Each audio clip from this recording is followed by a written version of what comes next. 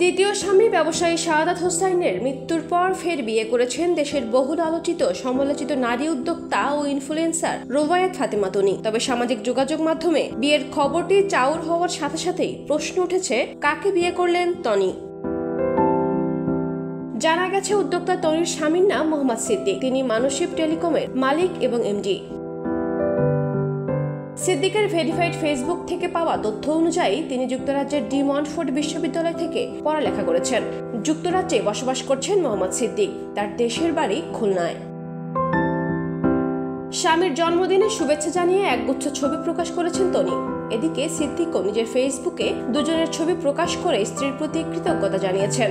রোববার দিবাগত রাতে সিদ্দিক তার ফেসবুকে ছবি শেয়ার করে লেখেন, আরও একটি বছর পেরিয়ে গেল, কিন্তু মনটা এখনো তরুণ। আমার জন্মদিনকে বিশেষ করে তোলার জন্য আমার প্রিয় স্ত্রীকে অসংখ্য ধন্যবাদ। তোমায় অনেক ভালোবাসি। তনি তার পোস্টে লিখেছেন, জন্মদিনের শুভেচ্ছা। তোমার মতো বিশেষ একজনের জন্মদিন উদযাপনের জন্য বছরে একটা দিনই যথেষ্ট নয়।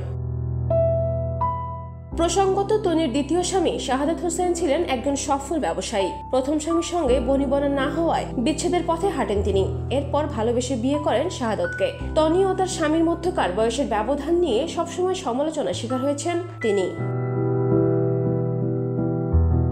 ফেসবুক লাইভে এলে নানা রকম ট্রলের মুখে পড়েন এই নারী উদ্যোক্তা। এসবে তার কোনো তোয়াক্কা নেই। তিনি দিন শেষে নিজের ঘরে শান্তিতে থাকতে চান বলে অভিমত দিয়েছেন নানা সংবাদ মাধ্যমে। বর্তমানে ফ্যাশন হাউস সানভিজ বাই তনি এর স্বত্বাধিকারী তনি। সারা দেশে তার মোট 12টি শোরুম রয়েছে। News desk, campus Times.